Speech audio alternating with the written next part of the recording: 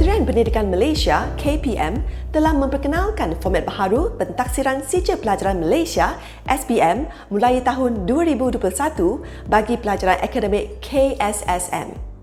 Oleh itu, semua calon SPM wajib untuk mengetahui format baharu KSSM sebagai persediaan untuk menghadapi peperiksaan SPM nanti.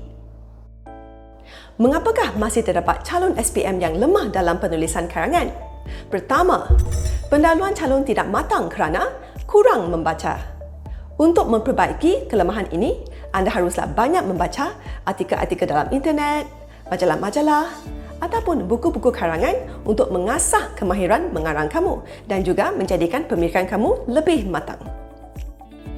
Kedua, isi terpesong kerana tidak memahami kehendak soalan.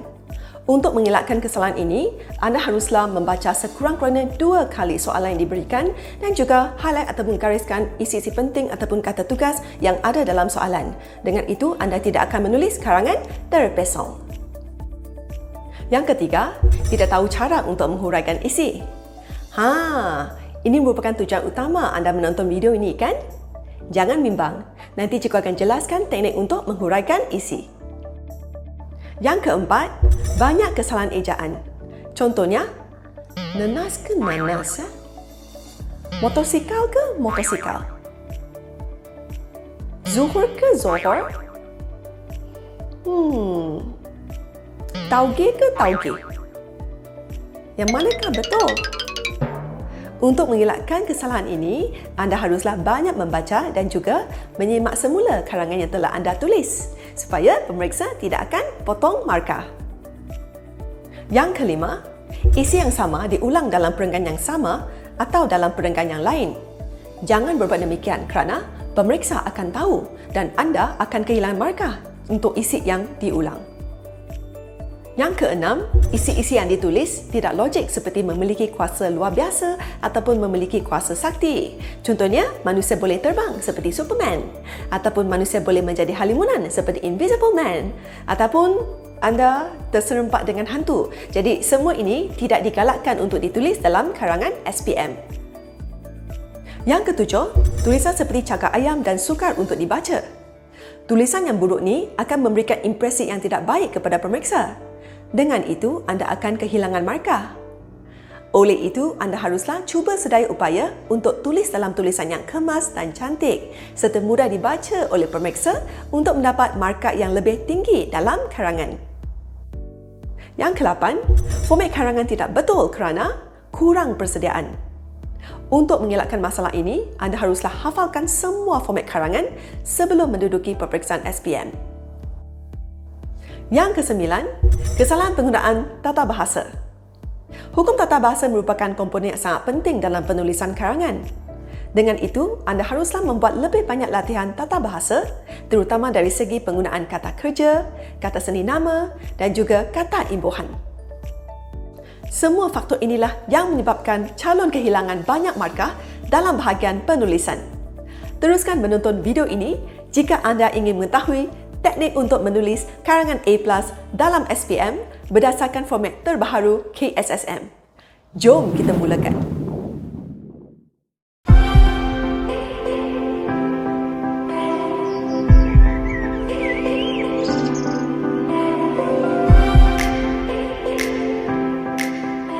Hai semua, nama saya Cikgu Shirley dan selamat kembali ke channel Cikgu. Dalam video ini, cikgu akan menjelaskan teknik untuk menulis karangan A+ dalam kertas 1 bahagian B SPM berdasarkan format terbaharu KSSM. Ingat tekan subscribe dan notification bell jika anda ingin menonton video bahasa Melayu cikgu yang akan datang. Karangan boleh dianggap sebagai diri penulisnya. Tanggapan dibuat demikian kerana unsur-unsur yang membina karangan ialah perkataan, frasa, ayat, idea atau isi serta pengalaman dan pengetahuan. Semua ini berpunca sepenuhnya daripada penulisnya. Sekiranya penulis tidak menguasai unsur-unsur tersebut, maka karangan berkenaan tidak akan menjadi sempurna. Karangan juga seperti manusia, perlu mempunyai kepala, bahagian tengah dan anggota bawah untuk menjadi manusia yang lengkap fisikalnya. Hal ini kerana setiap karangan perlu mempunyai pendahuluan, isi dan penutup. Anggota-anggota badan manusia itu pula perlu berada di tempat yang sepatutnya. Demikianlah juga dengan karangan. Bahagian-bahagian karangan berkenaan didirikan oleh perenggan. Didapati bahawa kegagalan calon peperiksaan di peringkat SPM untuk mendapat markah yang tinggi disumbangkan oleh kertas karangan. Pelajar mempunyai idea, tetapi tidak tahu cara untuk menghuraikan idea tersebut. Di sini, masalah pelajar ialah kurang kemahiran untuk mengarang. Justeru, pelajar dinasihatkan untuk mempelajari teknik untuk menulis karangan supaya dapat menulis karangan dengan berkesan.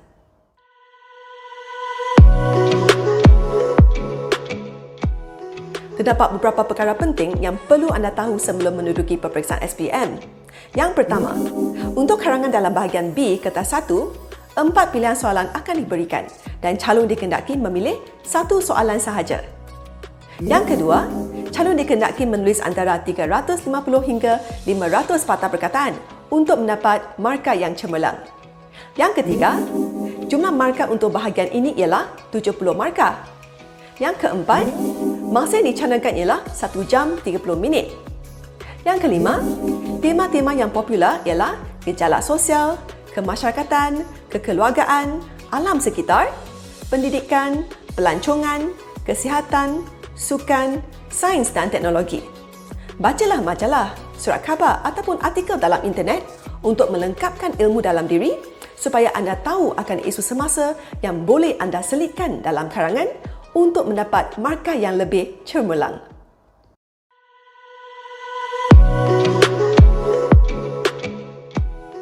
Untuk mengelakkan masalah kesuntukan masa, calon haruslah bijak mengagikan masa dengan betul.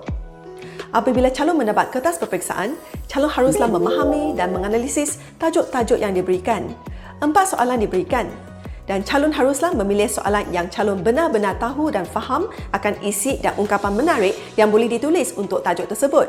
Dan semua ini mengambil masa 5 minit.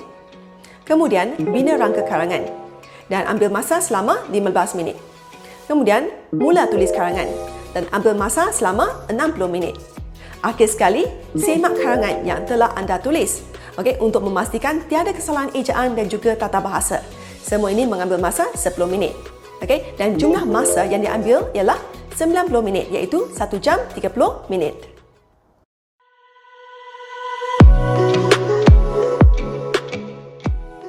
Tip yang seterusnya ialah mengetahui kehendak soalan.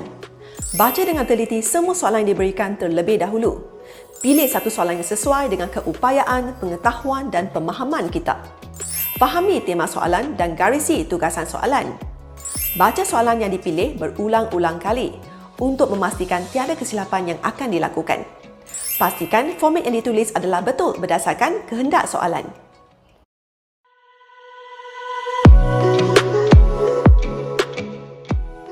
Apakah teknik untuk menulis pendahuluan A+? Yang pertama, tema mesti dihubungkan atau dikaitkan dengan isu semasa. Yang kedua, jangan salin terus daripada soalan. Yang ketiga, buat ayat persoalan mengikut tema atau isu atau ayat tokoh. Yang keempat, gunakan penanda wacana. Yang kelima, ayat terakhir iaitu menjawab tugasan soalan.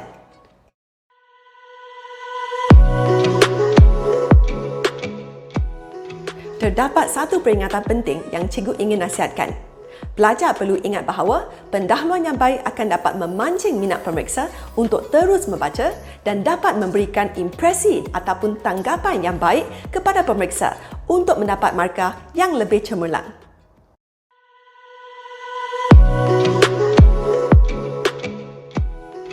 Apakah teknik untuk menulis pendahuluan A+? Mari kita lihat contoh soalan ini. Negara Malaysia turut menghadapi masalah pencemaran alam sekitar yang boleh mengancam kehidupan rakyat. Huraikan usaha-usaha yang boleh dilakukan untuk menangani masalah pencemaran alam sekitar di negara ini. Pertama sekali ialah kita perlu memahami dan menganalisis tajuk yang diberikan.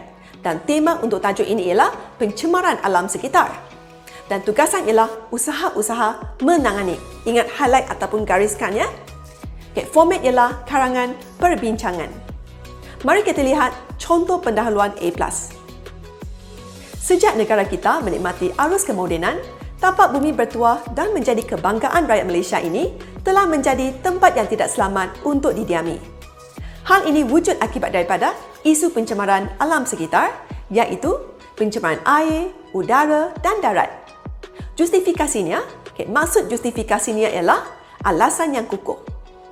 Isu jerebu yang bukan sahaja mencecahkan kesihatan penduduk, malahan juga mengancam ekonomi negara, terutama dalam industri pelancongan, telah menjadi topik hangat yang dibincangkan dari kedai kopi hingga ke parlimen.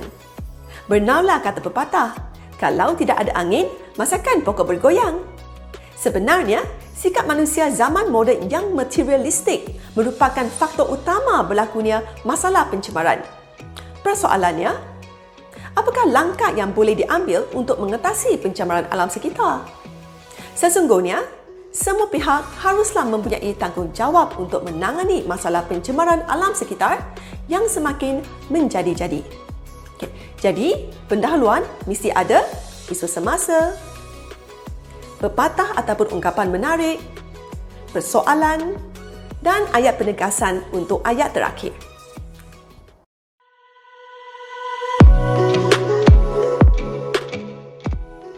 Untuk menulis isi karangan, kita gunakan teknik imbaku. A ialah isi, M ialah mengapa, B ialah bagaimana, K ialah kesan, U ialah ungkapan menarik seperti peribahasa dan P ialah penegasan. Mari kita lihat contoh perenggan isi yang pertama, iaitu perenggan yang kedua. Untuk menulis perenggan yang kedua, kita mulakan dengan isi yang utama. Pada pandangan saya, ibu bapa memainkan peranan yang sangat penting dalam menangani masalah pencemaran yang berlaku kini. Menurut hadis Nabi Muhammad SAW, anak ibarat kain putih, ibu bapalah yang akan mencorakkannya. Kemudian kita sambung dengan mengapa. Hal ini begitu kerana ibu bapa merupakan orang yang terdekat kepada anak-anak. Mereka sentiasa berdampingan dan berbual-bual dengan anak. Kemudian kita sambung dengan bagaimana. Oleh hal yang demikian, ibu bapa wajar mendidik mereka untuk menghargai dan mencintai alam sekitar. Kemudian kita sambung dengan kesan. Kesannya, usaha ini akan menyedarkan mereka tentang kepentingan menjaga alam sekitar. Kemudian kita selitkan ungkapan menarik.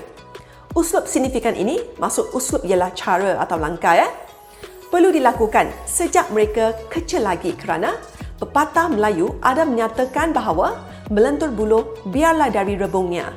Maksud peribahasa ini ialah mendidik anak sejak kecil lagi. Kemudian kita akhiri perenggan dengan ayat penegasan. Sesungguhnya, semua warga bumi bertanggungjawab untuk menjaga kebersihan alam sekitar. Untuk perenggan ketiga, kita mulakan dengan isi. Peranan yang tidak kurang penting juga ialah pihak sekolah yang wajar memikul dan melaksanakan obligasi untuk memberikan kesedaran kepada para pelajar. Kemudian kita sambung dengan mengapa.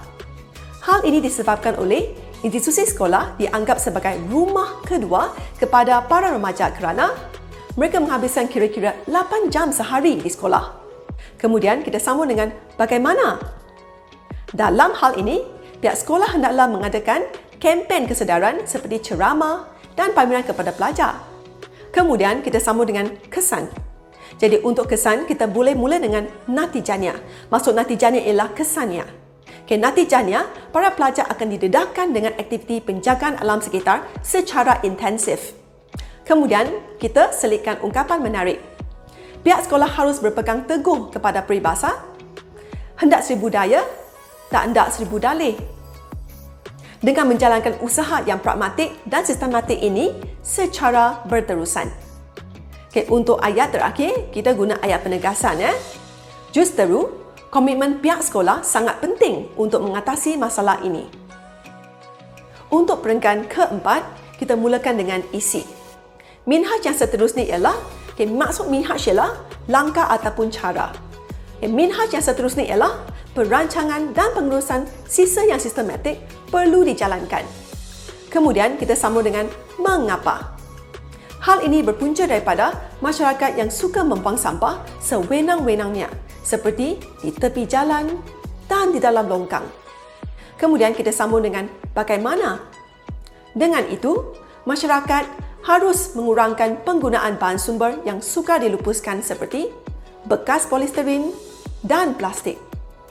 Kemudian kita sambung dengan kesan. Usaha ini menjimatkan penggunaan bahan sumber sekaligus mengurangkan sampah sarap. Kemudian kita selitkan ungkapan menarik. Hal ini sesuai dengan pepatah sambil menyelam minum air. Maksud pepatah ini ialah dua matlamat tercapai. Sebelum nasi menjadi bubur, maksud nasi menjadi bubur ialah sudah terlambat. Aforisma, maksud aforisma ialah pepatah. Berjimat sebelum kena, ingat sebelum habis. Perlu dijadikan sebagai panduan hidup untuk mengelakkan sumber asli daripada pupus. Kemudian kita akhiri perenggan dengan ayat penegasan. Jelaslah bahawa kita hendaklah sentiasa peka terhadap isu-isu pencemaran alam sekitar. Untuk perenggan yang kelima, kita mulakan dengan isi. Lontaran ide yang seterusnya ialah pihak berkuasa juga harus menguatkuasakan undang-undang yang lebih tegas dan berat. Kemudian kita sambung dengan mengapa. Hal ini berpunca daripada undang-undang yang sedia ada di Malaysia masih longgar dan lemah. Kita sambung dengan bagaimana. Dengan demikian, undang-undang baharu yang lebih berat harus dikenakan. Kemudian kita sambung dengan kesan. Natijanya, sikap bertanggungjawab dan bekerjasama untuk mengutamakan kebersihan alam sekitar akan wujud dalam golongan marhen. Hal ini bersesuaian dengan peribahasa, yang berat sama dipikul, yang ringan sama dijinjing. Kemudian kita akhiri perenggan dengan ayat penegasan. Tegasnya, penguatkuasaan akta dan undang-undang alam sekitar harus dijalankan untuk menangani masalah pencemaran alam sekitar.